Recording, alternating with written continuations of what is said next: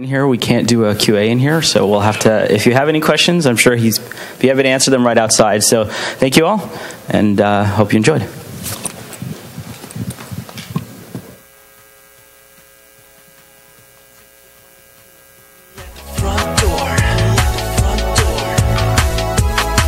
Your body's cold, girl, we're getting so warm. And I was thinking of ways that I could get inside. So now you're falling in love. Let me go now. This feeling's tearing me up. Here we go now. She does it like this, so you do it like that. Now she does it like this, so you touch her like that. Now she moves like this, so you move it like that. Come on, shake, shake, shake, shake, I shake it. I shake, shake, shake, shake, I shake it. I shake, shake, shake, shake, I shake it. I shake, shake, shake, shake, I shake it. I shake, shake, shake, shake, I shake it. Your lips tremble, but your eyes are in a straight stare. Straight stare. We're on the bed, but your clothes are laying right there. And I was thinking of places that I could hide. So now you're falling in love. Let me go now. This feeling's tearing me up. Here we go now. She does it like this, so you do it like that. Now she does it like this, so you touch her like that. Now she moves like this, so you move it like that. Come on, shake, shake, shake, shake, I shake it. I shake, shake, shake, shake, I shake it. I shake, shake, shake, shake, I shake it. I shake, shake, shake, shake, I shake it. I shake, shake, shake, shake, I shake it. Saw you dancing and I couldn't get you off my mind. I could tell that you could tell that I was shaking my tongue. I was thinking of ways to keep staying alive. Body shaking, tell me how so I can turn off the lights. Now she does it like this, so you do it like that. Now she does it like this, so you touch her like that. Now she moves like this, so you move it like that. Come on, shake, shake, shake, shake, I shake it. I shake, shake, shake, shake, I shake it. I shake, shake, shake, shake, I shake it. I shake, shake, shake, shake, I shake it. I shake, shake, shake, shake, I shake it. I shake, shake, shake, shake, I shake it. I shake, shake, shake, shake, I shake it. I shake, shake, shake, shake, I shake it. I shake, shake, shake, shake, I shake it.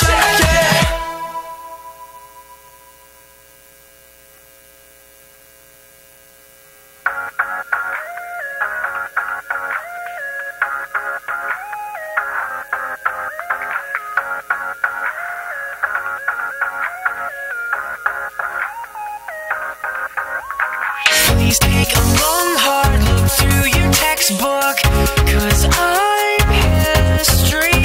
When I strap my helmet on, I'll be long gone, 'cause I've been dying to leave. Yeah, I'll ride the range and hide all my loose change in my bedroom, 'cause riding a dirt bike down a turnpike always takes its toll on me.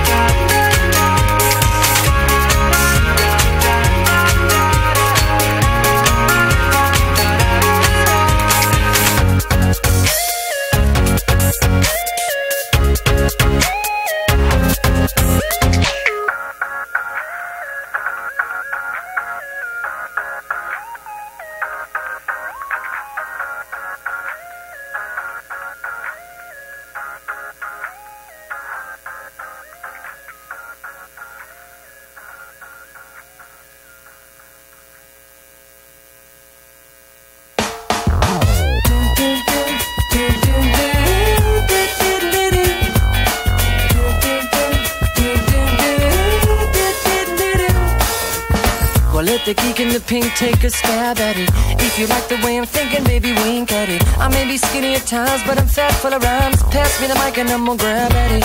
Well, isn't it delicious, crazy way that I'm kissing this, baby? Listen to this, don't wanna miss it while it's hitting. Sometimes you gotta fit in to get in, but don't ever quit, cause soon I'm gonna let you win. Well, see, I don't care what you might think about me. You'll get by without me if you want. Well, I could be the one to take you home. Baby, we could rock the night alone. If we never get down, it wouldn't be a letdown. But sugar, don't forget what you already know, that I could be the one to turn you out. We could be the talk across the town. Don't judge it by the color, confuse it for another. You might regret what you let slip away, like the geek in the pink. Well, like the geek in the pink, yeah.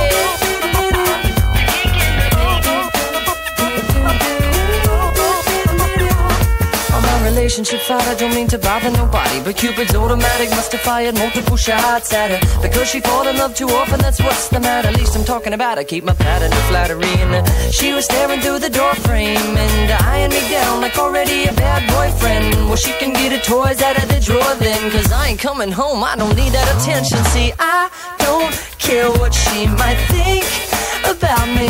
She'll get by without me if she won't. Well, I could be the one to take her home. Baby, we could rock the night alone. If we never get down, it wouldn't be a letdown. But sugar, don't forget what you already know, that I could be the one to turn you out. We could be the talk across the town. Don't judge it by the color, confuse it for another. You might regret what you let slip away. Hey baby, look at me go, from zero to hero. You better take it from a geek like me. Well, I can save you from unoriginal dum-dums who wouldn't care if you complete them or not. So what, I got a short attention span, a Coke in my hand, because I'd rather have the afternoon, relax and understand. My hip-hop and flip-flops, well, it don't stop at the light rock.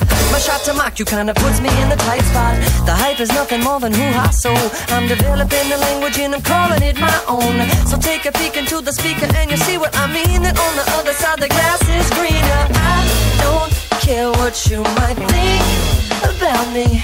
You'll get by without me if you want. I could be the one to take you home. Baby, we could rock the night alone. If we never get down, it wouldn't be a letdown. But sugar, don't forget what you already know, that I could be the one to turn you out. We could be the talk across the town. Don't judge it by the color, confuse it for another. You might regret what you let slip away, like the geek in the pink. Well, I'm the geek in the pink, yo. Geek is the color purple, I'm the geek in the pink. So I'm the geek, yo, in the pink, yo. Geek is the color purple, well, I'm the geek in the pink.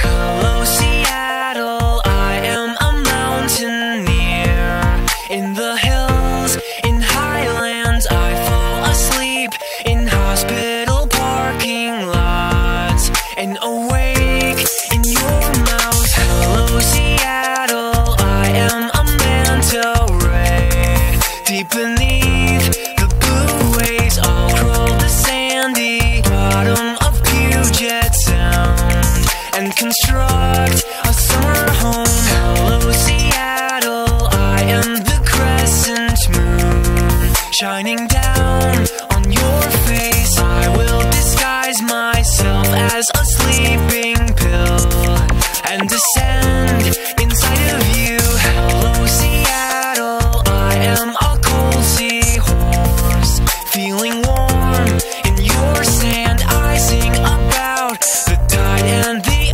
ocean surf, rolling in the evening breeze. Breeze, breeze, breeze, breeze, breeze, breeze, breeze.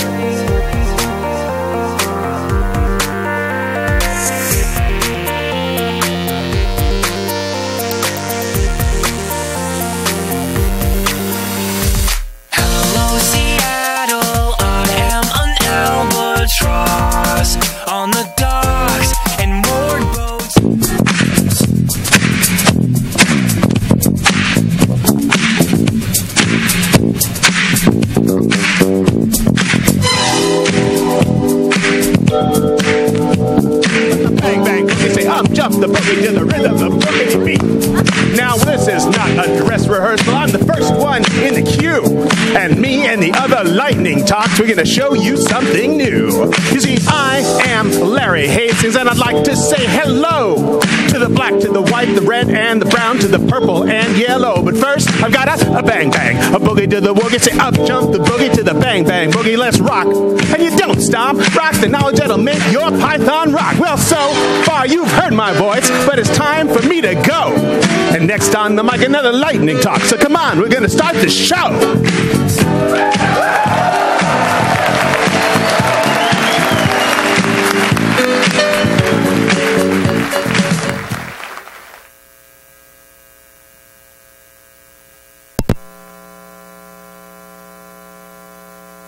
Gentlemen, Larry Hastings, thank you very much indeed.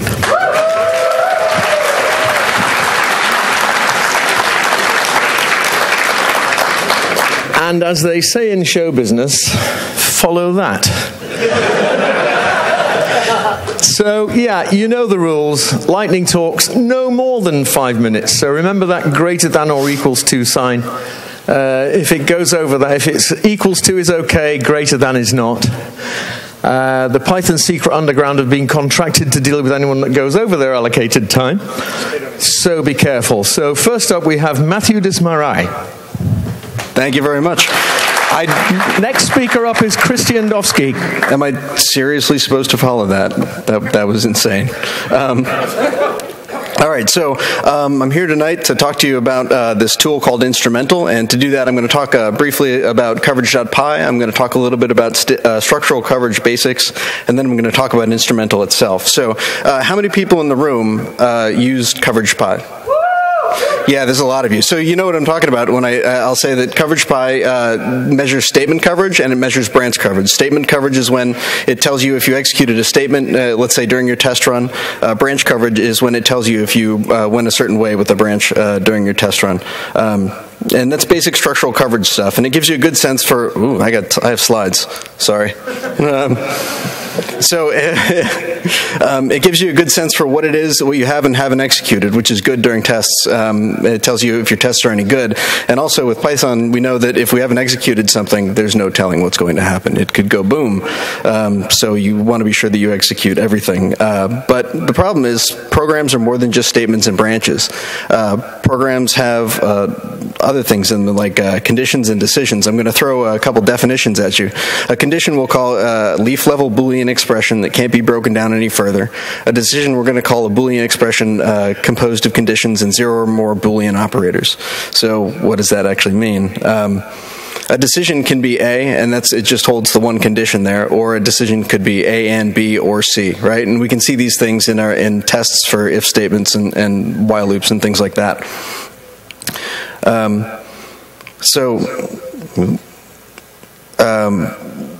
So consider that second case. Consider the A and the B or C, right? I'm going to say that there are 5 significant cases there. There's the true, false, and so on down the list. And I'm going to say that these are significant cases because they isolate the effects of certain inputs' sort of truthiness on the result of the decision. And this is where branch coverage isn't enough. Because let's say we have this in the test for an if statement. You could achieve branch coverage just by going true and false, and you have these other 3, and that only covers 2 cases. You could have these other 3 cases up there that presumably mean something because you included them in your program, at least the possibility that they would occur in your program. You expect to handle them, so you want to be sure that you cover them, and that's where Instrumental comes in. Instrumental measures the executions of conditions and decisions. I just want to show you how you run Instrumental. It's a command line tool. Like coverage.py. You run it with the instrumental command. You can give it a -T. It says target the pyramid package, for example. Or you could say -I, ignore pyramid.tests, and this is controlling what you're going to get output on. And then -R says give me a report detailing missed coverage. And you see down there at the end, this is going to have to be the path to a Python script that it's going to execute. It's basically going to take the place of the Python executable. And when we run that, we're going to get a results table that's going to look something like this. You can see that what this says is that on line 31 of the pyramid.view module, you can see that we went true, but not false. And this is actually about what you'd get from branch coverage, right? The second one, the logical OR that's on pyramid.view line 281, you can see that we only hit the true and then something else case. So the second pin is never executed there. This is really where instrumental strength comes in, because now we can see that we haven't hit the false true case, and we haven't hit the false false case that we can say are important cases for testing this OR gate, right? Also, instrumental does more than control flow, not just if statements. Think about something like this debug and self.log node this. You can see that sort of thing just sort of naked in a program, and instrumental will pick up on that. A couple neat things it does: instrumental doesn't expect you to hit cases that are impossible because of literals, like you see this foo equals bar or an empty dictionary. You can mark infeasible conditions as unexecutable using this no con syntax, which is fouled up on the slide. Oh yeah, I have included a nose plugin, so it can tell you which case hit each condition. It'll give you a listing of which case hit each condition. Additionally, these are some things that Instrumental will do now, and I'm committed to supporting in the future. And let's see. For more information, it's up here on the slide. You can see the documentation on Read the Docs, codes in Bitbucket. I'm Desmage. And I want to thank General Digital, the place that I worked at, first showed me this kind of thing, and Ned for Coverage.py, because it's freaking awesome. Yeah, so use Instrumental with Coverage.py. Great. Thanks very much indeed. Okay, so next speaker for setup is Kay Adams at Geek.net. Thanks. And now we're going to hear from Christian Dovsky. Yeah, hi. So I want to tell you about a library that I wrote called StatVent that will hopefully give you better application visibility. So basically, in a nutshell, so you can either tune out or keep listening, it writes out application stats to a named pipe that you can consume and do whatever you want with the stats. So think like procfs for your application. So I work for a company called Bump. We write Android and iOS apps. We have a lot of back-end services that those applications talk to and that talk amongst each other, and many of them are written in Python. Usually we want to know what they're doing. They're, headless server applications, but we want some visibility into what they're doing. So, there's different ways we can get that. We can do logging, which we do, and logging is fine for some types of information. We can do profiling. I actually went to a great talk today on profiling, and talking about running profiling in production. So that was kind of an interesting idea. Occasionally we'll spin up an application node with cProfile enabled to get an idea of performance and stuff, but never thought of running it all the time. But that's cool. So what we typically do is we record stats about various important aspects of our applications. Typically we're interested in counters. How often is this operation happening? It's pretty basic, plus equals 1 effectively. Sometimes we want to know, for requests or for latency, how long something takes, and, broken down by various percentiles. So we're interested in that as well. So StatVent gives you a pretty simple API as a developer. Increment, set, and record. You can name your stats whatever you want. I've got a few examples up there. App.request, app.connections, app.latency. Increment, increments. Set just sets that value specifically for that moment, and record tracks a number of values, and that's where we do the percentile rollups. Deployer API is very simple. It's a single function. It starts up a background thread that writes to the named pipe. The named pipe is written lazily, so the thread fires up and it sits there blocking until something decides to read from that named pipe. And when it reads from it, then that's when this data is written. So it's pretty efficient. The consumer API, you guys have used cat, right? So you do cat temp stats pipe process ID.stats, and you will get some output. You can also use watch if you want to see stuff live. And there's also a little JSON web service that collects all the stats from all the name pipes on your machine and dumps them in JSON. For humans, you can do whatever you want with it. Store in a database, make it queryable, make pretty graphs. There's one. Maybe not so pretty, but it's a graph. So here's a quick demo. So here is an example program. All it does is write stats and sleep. but I am going to show you what that looks like. Here is watch. Oh, denied. Wow. Ouch. Oh, wait. I'm missing my cat. Thank you. Whew. There we go. Stats, and look at them. See, they're incrementing and moving and... But wait, there's more. So here's the little JSON web service. Uses base HTTP server, Go standard library, and then you can hit it with curl, and there are JSON stats. So you can hit that periodically, and blah blah blah. So that's it for the live demo. This is it. There's the GitHub URL, as most projects probably will have. There's a nascent C API if you have software written in C and you want to use this same, basically the same API. So there's a set, there's an anchor. There's not record in the C API right now. It's nascent. But it writes out to a name pipe as well using a dedicated thread, same idea. Runs on Linux and OS X. It's not on PyPy yet, so just get it from GitHub for now. But if anyone's interested in Windows support, I don't even know how you would do that. Maybe it's possible. But I think it would be cool. I would like it to see it supported elsewhere, and I'll get it on PyPy. I will. That's all I've got. Thank you. Thanks very much, Christian. So next speaker to set up is Paul Tagg at sunlightfoundation.com. Great. And now we're going to hear about a new project called Switchboard from Kyle Adams. All right, so a year ago, my first PyCon, I sat out there and watched David Kramer give a lightning talk on Gargoyle, which was a feature flipper that Disqus used for their Django apps. And at the time, I leaned over to a colleague of mine and I said, we need that. So here I am back a year later, and I'm happy to report that we actually have that. Switchboard is a port of Gargoyle, initially to Turbo Gears, but I suspect I will be able to get it to run on pylons in Pyramid without much change to it, and I'd like to get it running on Flask as well. So I like to think of it as the feature flipper for those of us who are not using Django. So yes, 2012 it was demoed. We've been using Switchboard in production at SourceForge since October of 2012, so it's got a lot of good hard production mileage on it. There's nothing quite like several million hits a day to iron out bugs. And so that brings us to today, and let me show you a little bit about what Switchboard can do.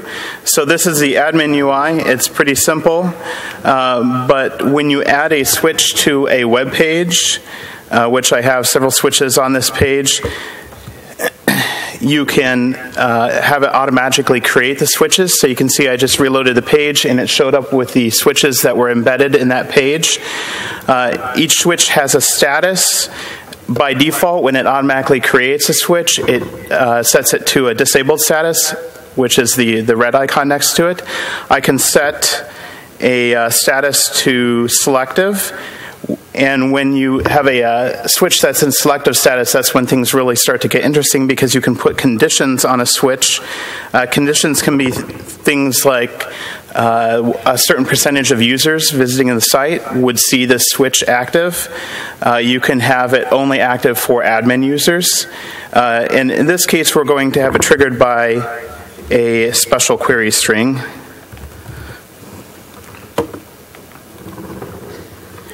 So there I have my switch set up, and now if I go back to my page,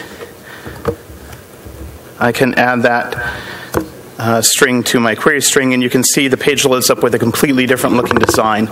So this is very useful for when you're making major changes to the site, to be able to push those changes into production, preview them live in production, maybe do stuff like A/B testing without the risk of mucking up your code with all these if statements. So in addition to the selective status, let's say that I want to take that new design live, then I can set it active for everyone. It's a global status. Check to make sure that I actually want to do that. And you can see that my status is now green. That means that that switch is now active. And even if we remove this, the new design is still in place. So that is a quick demo of Switchboard. And again, this was a port of Gargoyle from Django to TurboGears, and I'm going to be working on it more at the Allura Sprint. So if you stick around for the code sprints and you want to learn more about this, feel free to swing by the Allura Sprint. We're actually going to be adding it to Allura. Allura is the open source Python platform that's powering the new SourceForge, and we'd love to talk with you about it.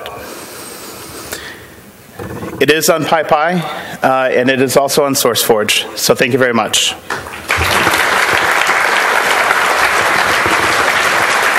Thank you very much, Kyle. Okay, next speaker for setup, Lucas Z at Languedoc. Great. Okay, so now we're going to hear about a new project called Hi, which is a Lisp variant from Paul Tagg. Ready? All right.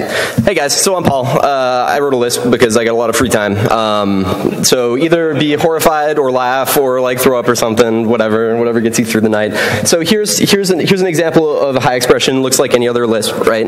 Except I built in a couple of other things. So if I import OS and I print OS, suddenly we've imported Python. And what do you know? This looks a whole lot like Python. And so if I do maybe abs path on OS path.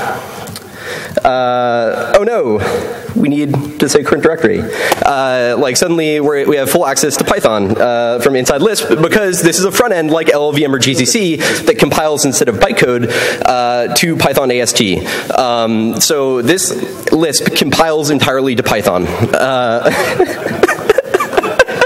Yes, oh man. In addition, here I was able to generate Python code off the AST. So this is what it sort of looks like, right? So here's a Lisp script on the left, and here's the outputted Python from the AST module, and it looks pretty sane. It's pretty amazing. And so I can on the fly maybe do something like, oh, where am I? So plus 1, 2, 3, and suddenly we get the Pythonic plus 1, 2, 3, and then print plus 1, 2, 3, right? So we have access to all of Python's internals here. Everything works. It's magic. It's great. I use pep302 to basically do import hooks to search sys.path for .hi files instead of .py files, and then shove it into sys modules as compiled bytecode, and no one would ever know, right?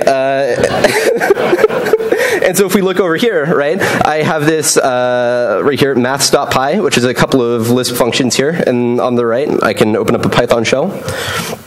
I can import hi, and then import maths, and then help maths, and we have doc strings and everything. Yes, this is awesome.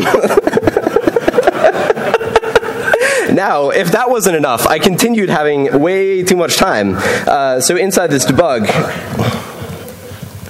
I'm invoking it. So we can see that I'm inside the Python script right now. I want to step into that, and suddenly we're stepping in through Lisp.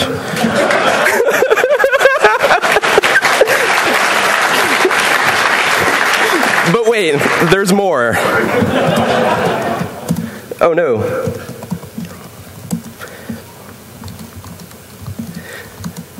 So we've altered x mid-scope, and it's returned a different value because of what we've done. So not only do you have access to it and can you step through it, you can also alter and programmatically deal with the local scope because it does compile directly to Python. So if we take that out and use something like PUDB, in case anything, debug.py, oh, shoot. Yep, we can step through on there as well, and we can start to see how it's actually going through the Lisp code. Yes, this is horrible. Come on.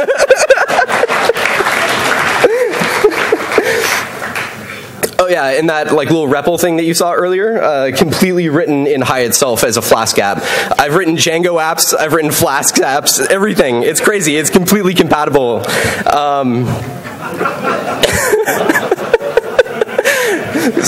So if you hook this up with PyPy, you have a Lisp 1 variant that's effectively capable of doing real-time video processing.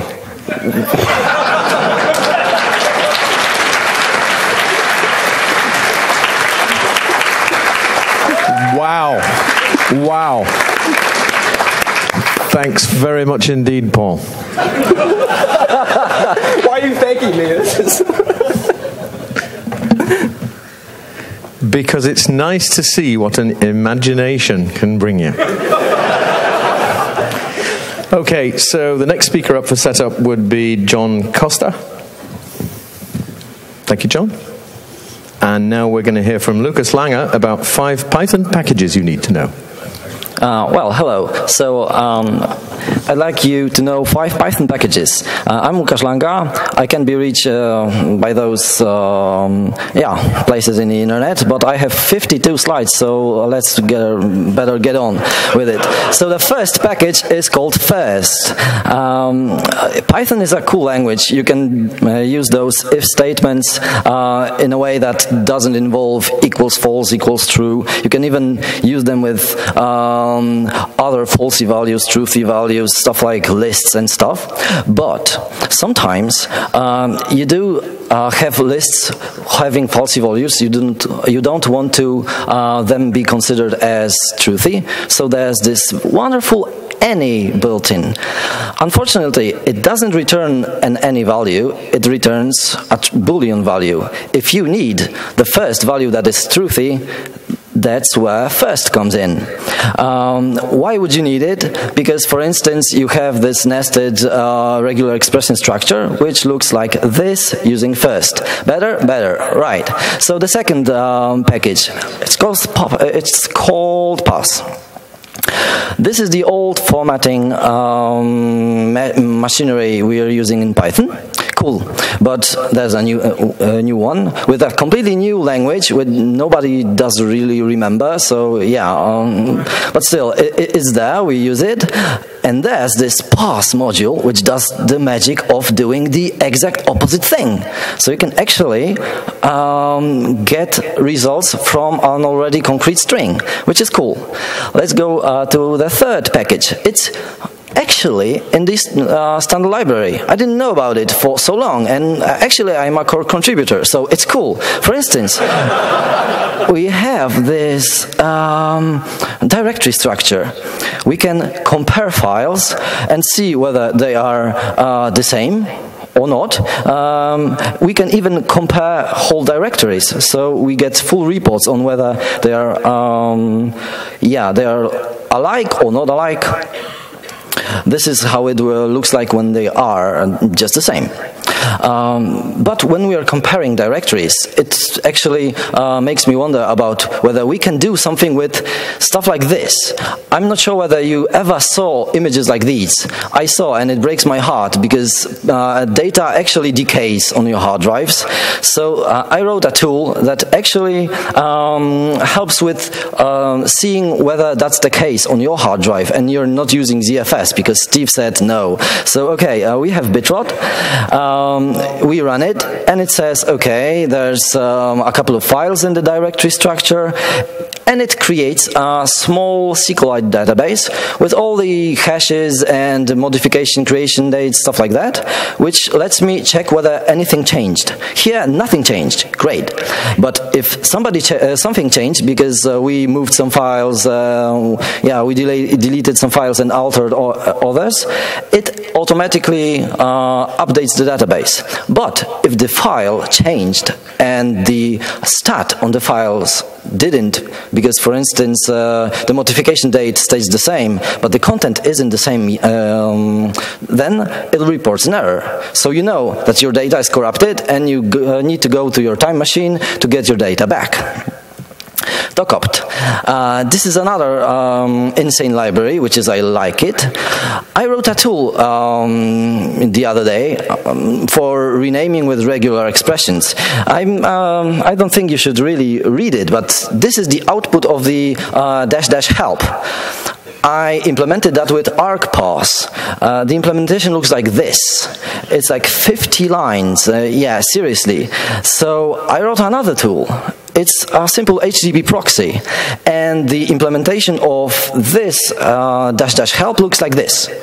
I'm not sure whether you've seen it, but actually all it takes for you is to write a reasonable doc string and run this. Terrific. Insane. Works. So, how many packages were there? 5. So let me go with 6.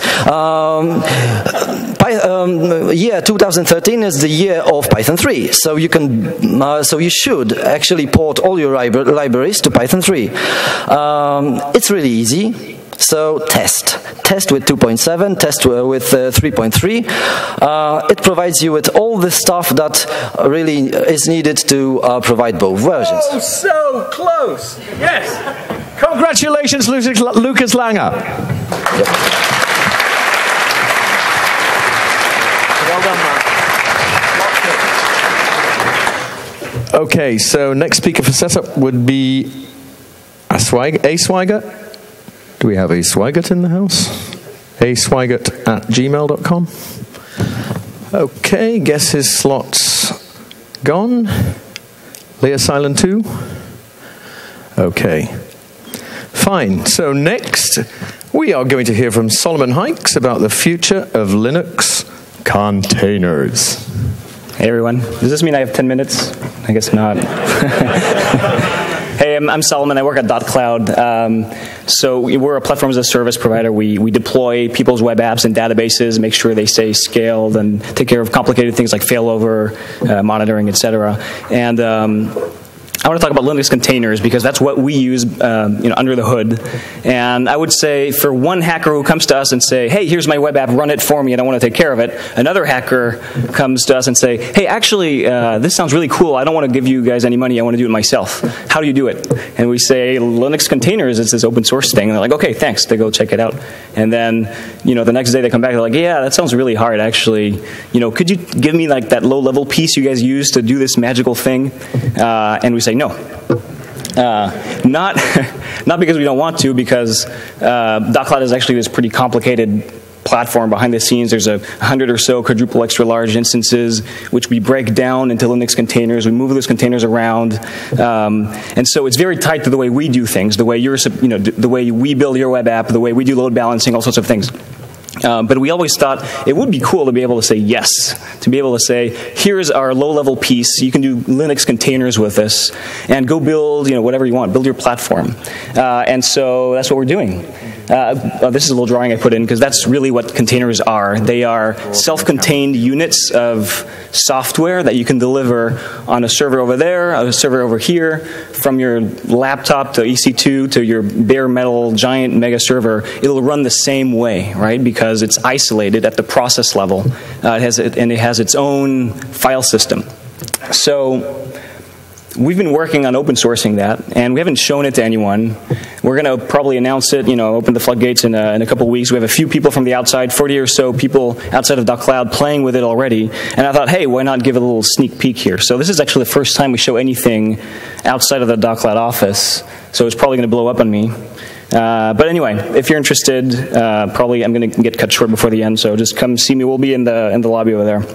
So what Docker does, it's a little daemon you drop on the server, any server that has a Linux kernel that's modern enough, and it runs processes for you, but it runs them in a way that they're super isolated like I described. So the first thing you can do, can you guys read this? All right, so I can check if anything's running, and nothing's running, and then I want to run something. So this is really confusing. The way it works is you run a command like, echo hello world, except you want to run it in something because you want that container run to be repeatable, so you start from a known file system state. You start from a file system image. So I'm missing something here. First I need to check what images I have. I have 2 images. One's called base, and that's like a standard Ubuntu base image, and one is BusyBox. If you guys know that, it's a really, really tiny image, which I downloaded from a tarball. So if I want to run echo hello world in BusyBox, and I want, by default it'll run in the background, so I'll just say -a attach. So what had just happened here is it generated a new LXC container, allocated a new file system for it, mounted a read-write layer, allocated a network interface, set an IP for it, set up netting for it, and then executed a process in there, captured its output, and printed it to me. So that was all. I can do it a bunch of times. So each of those hello worlds actually runs in this container as described. Obviously, nothing's running because it exited, but there's a history of everything that has been run. You can see I've been playing a lot. And you can also do this for long-running daemons, right? So, for example, introducing the lamest daemon in the world.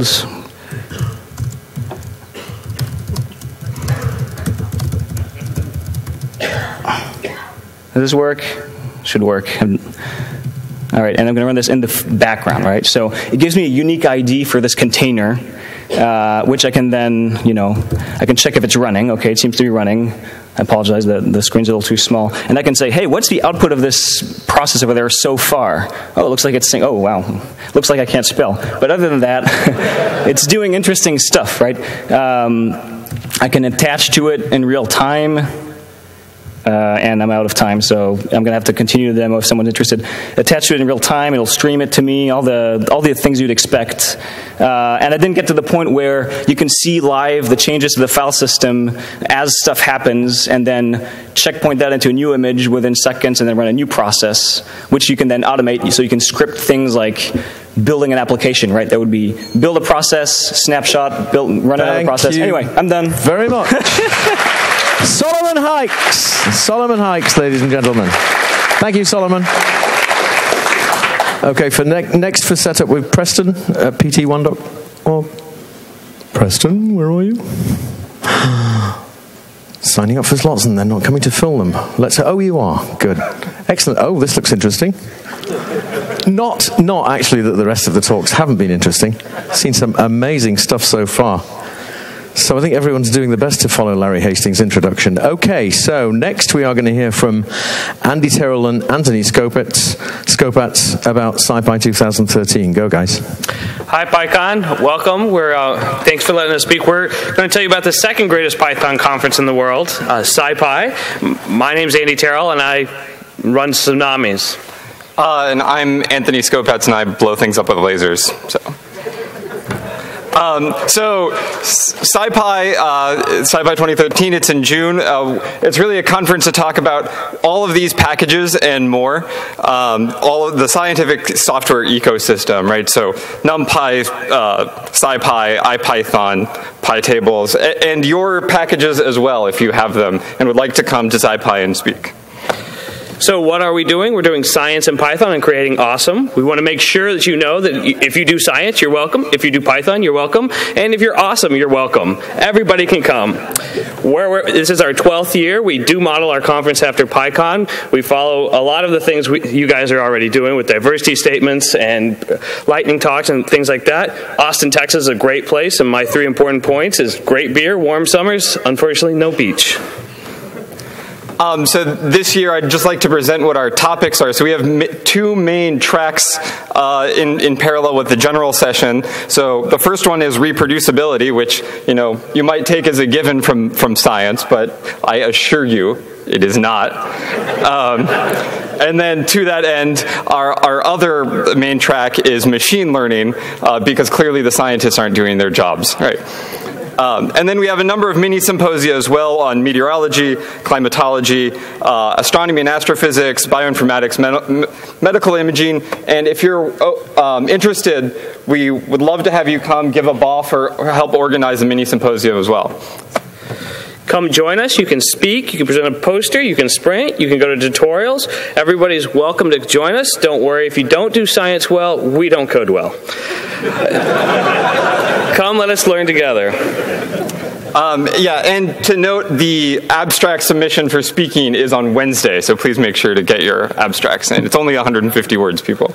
And then finally, I'd like to give a big round of applause to our current sponsors and wish for more in the future, too. So thanks.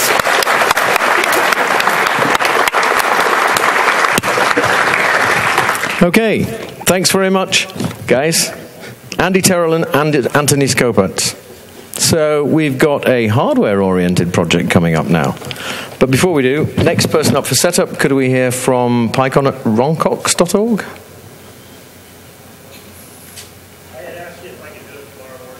Yep, okay, we'll defer that. Okay, in which case we're on to the secondary speakers now. You'll notice I am trying to move them through because, amusing as I am, lightning talks are much more amusing. Jesse Lovelace, please. Are you here? Don't say we're going to run out of speakers. You can do it. Excuse me? At gmail.com. Yeah. Well, we can sort that out. It's you, is it? Okay. Probably works for the CIA. Okay, so while our spy sets up, we're going to hear from Preston Holmes about a project called Birdfish. All right, so I'm going to just quickly talk about a kind of crazy side project I've had off and on for a couple of years. And what this is a tool to allow somebody to express an artistic idea on LED lighting. And I think we all find that lights can be magical and sparkly, and we're all mesmerized. And there's a whole secret corner of the internet. If you open one door, you'll find there's like the whole world of people who get really obsessed about these. And they're really driving some innovation in the hardware. And but they don't do something that just looks like this. They do stuff that looks like this.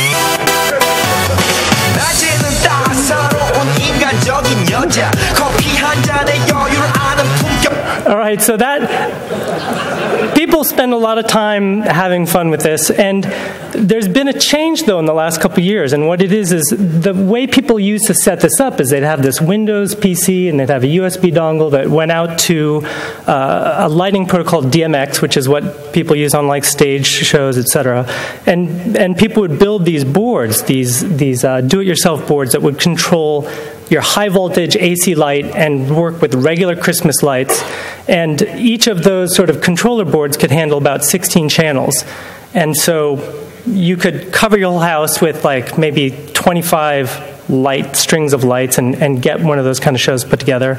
The software would look something like this, and the way they'd handle it is that each channel is a row, and for each string of lights, and then you just take time and slice it up into a bunch of columns, and you have a big grid, and you can do fades by doing those little triangular ramp downs, etc. And it was super cool, and people have fun. And then China started putting out these really cool LED modules. And what these do is they allow each light in a string or a strip, etc., to be individually addressable and addressable as an RGB. So that's 3 channels. So now you have a string of lights which used to be 1 channel with maybe 100 lights on it, and now it's 300 channels. So the approach of using a grid is seriously strained if you're dealing with thousands and thousands of channels. So I wanted to, so this is sort of the current hardware setup now, and what I wanted to do was write a Python library that abstracted away all of the details. So you want to basically invent a swoosh or a color fade, etc., and you don't want to worry about what a R, a G, and a B channel value is at 40 times a second. You just want to be able to design in your code, I want this to fade out over 2 seconds, and I want it to sort of move across a strip and change from red to blue, and I want to just be able to trigger that. And I don't want to worry about maintaining the state of all of those values over time. So the library, it's called Birdfish, which I don't know if anyone gets the reference. It's sort of from the Island of Misfit Toys. But there's sort of the 3 layers. It takes inputs, which essentially are just trigger events, like on or off. And then the elements themselves handle all of the rendering and management of the channel output. And the output, for the most part, is this Ethernet-based version of DMX. So I'm going to do a quick little demo here. We have this up and running, I believe. So for those of you that can see, basically what's happening is that 40 times a second, each of those lights is being sort of modeled in Python code, and the Python code is determining how bright it should be, what color it should be, how it should fade out, and all I'm doing is sort of pressing one key on my keyboard, and the library is generating the rest of it. And the input can be a MIDI keyboard, or it could be a touchscreen. Oh, there's a protocol called OSC, and so you can do, lots of different sparkly things. And have things glow and blink. And, you know, the idea is, the conceptual idea was to have something that was like a choreographer gives instructions to dancers, and the choreographer doesn't worry about, you know, flex your trapezius muscle by 25% and raise your elbow by 2.5 degrees, and that's the vision I have of you with your muscles twitching. But the idea is you want to be able to have an idea, write it out in relatively simple Python code, and make it happen. So that's all. Well, Preston Holmes, ladies and gentlemen. Brilliant, wonderful piece of hardware. Okay, so next up to set up is Jesse Lovelace. Actually, Robert Myers. Oh, I beg your pardon. Right, so that's why I didn't see you on my list. I was about to call the bouncers. Okay, Martin von Lewis, if you'd like to set up next, please. I think at this stage we will have to declare we've got time for 2 more talks. So that will mean that we're also going to be hearing, if he's here, from KPI at google.com. Is KPI here? Okay, well, if KPI is not here, we want to hear from Terry Simons. Okay, Terry, if you'd like to set up later, you'll be tonight's final speaker. Great. So now we're going to hear from Robert Myers about Julython. Hello, everybody. I'm Robert Myers. I run a little site called Julython.org. It's a site to gamify open source contributing. So why did I build it? If you're like me, you like open source and you want to contribute to either an existing project or share your code. But there are too many distractions in your life.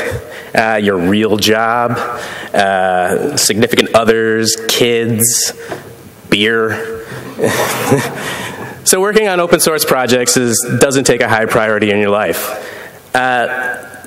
So one of the solutions to that is to create a deadline. You need a deadline to help you get focused on getting your solution out. So they're a great motivational tool to finish a project. Wouldn't it be great if we could create an artificial deadline for your project and also have a little healthy competition between your fellow projects, friends, or enemies? So that's why we built Julython. Basically, it's a month-long sprint for any project can join. All you do is add a webhook to your GitHub project or Bitbucket, and you score points by committing, and every commit is worth a point, and every new project that you add is worth 10 points. And then you can join teams and locations to combine your scores with other developers in either those areas or the teams, and then compete.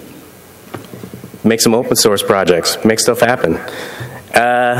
So that's about all I have. It's a really short talk. I do have, as you can contact me on Twitter, the Julython, and help@julython.org. And also, I made some T-shirts, but I only have 2. So I'm going to throw these out, and you guys are going to have to share. So let's see. I'll probably try to throw in one. I'm going to try and throw them out here. Let's see what I can do.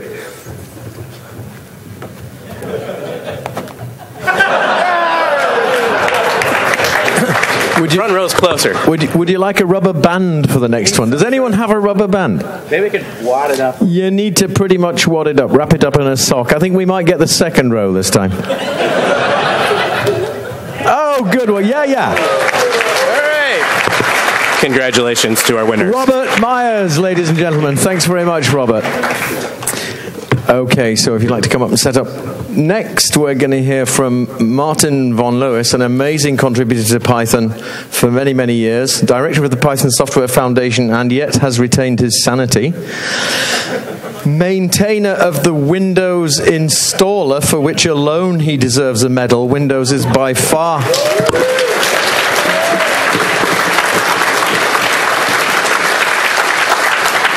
And like me, he has retained his sanity sufficiently to not be standing for the board this year. So, congratulations. I now officially describe myself as the escaped chairman of the Python Software Foundation. So, Martin is going to talk to us about the Common Locale Data Repository. Thank you. This is actually a project I just started, so it's not really usable yet, but instead I'm asking people to contribute. The CLDR is a Unicode consortium project these days, collecting data about regional information. For example, what is the Icelandic name of Great Britain? And the answer is Bretland. Or what is the Izmir uppercased in Turkish? And you notice that the title case of a small I is not a capital I, but a capital I with a dot, but only if you uppercase for Turkish. And many more information. And the way I want to approach this is that I'm developing a locale module that reads all this data. And it has two levels of API. The lower level gives access to all data, but you have to know what the way in which it is structured. So, for example, to answer the question what the name of Great Britain is, you look up in a dictionary that is called territories, asking for the country code of Great Britain, and you get the localized answer. On top of that, there will be, but currently is not, an API to do number formatting, casing, collation, and all these other functions, algorithms that are implementable on top of these locale data. This will be an object API different from the current locale module, which is the global variable. And in addition, I think there should also be a thread local way of setting the locale for a piece of code as a context. People might ask why I'm not using PyICU. ICU is a standard C++ library that accesses the CLDR. Or why I'm not using Babel or some other libraries that have tried the same thing. My objective is that I want to get complete access to CLDR, and even ICU doesn't give all information that is in the database. And when looking into this CLDR, I found that it has mistakes, information that is just incorrect for German, for example, or for probably many other tiny mistakes. And so you want to do database updates without code updates, and therefore the existing libraries won't really work.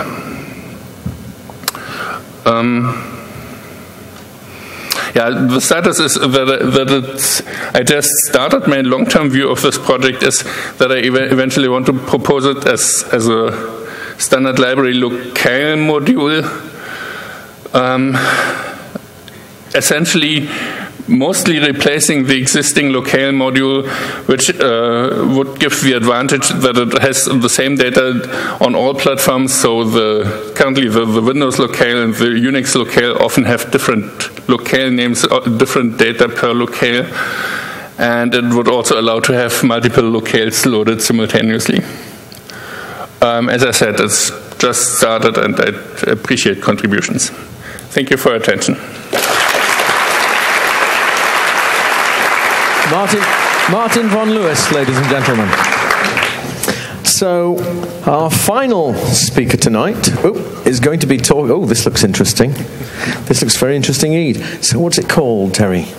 So, a couple okay, this is, I beg your pardon, we'll just let you go, right? Timer ready. This is Terry Simons, ladies and gentlemen. So, a couple weeks ago, there was an interesting Kickstarter project that I found out about called Spine. And it's basically a 2D skeletal animation package for game development. So this is Spine. It's not written in Python, but what I did was I ported the runtime to Python. So I'll show you that in just a minute. But this is the animation, and then you can do things like take away the eyes and stuff, whatever. Just to so you can see that all the images are separate and it's all being compiled and run on the fly. So I'll show you one more animation here. You can change the animation. I don't actually have the right number there. Let's do 40. So you can see that. So that's the idea. So let me show you a demo. This is Python. So I have some rotation issues and whatever, but you can do you can do some color matching, and or you can fade colors in and stuff on the body parts, so you don't have to have complete separate images for that. Let me go back to Spine here. I'll show you an actual animation that I did myself. This is Spine Boy. That's not good. Not my software, and it's written in Java. So let me open that back up. Whoops. Takes a second. Java.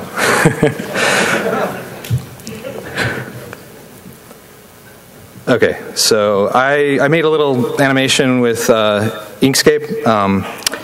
Show you. Let's see here. Called it Sword. So this is Sword, and I'll switch to animation mode and set my start and my end, and repeat. Play. So, gives you an idea. I did this in like an hour, 2 hours. I was just playing with Inkscape and Spine, so really easy to get stuff set up. Let me show you what I did with that. So this is another example. Obviously, I need to fix my rotation issues. But the cool thing about this is you can actually do mixing on the animation. So you make Spine Boy like run it, or like walk and jump, and it'll mix the two animations together. You can also do things procedurally. So really interesting stuff. As soon as I get it finished, I will put it on PyPy. It's already in GitHub. And we have an open space tonight at 7 in room 201, I think. So come check it out. Thank you very much. What's your name again? Thank you very much, Terry Simmons. Okay, so there are more lightning talks here at 8:30 in the morning. Lots of things going on this evening. Some of them I understand even involving alcohol.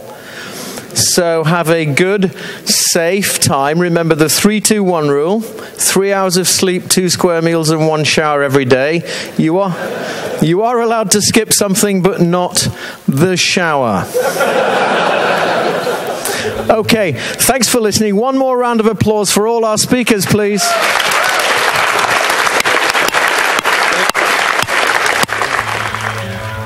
And there'll be more lightning talks at 8:30 in the morning. Good night.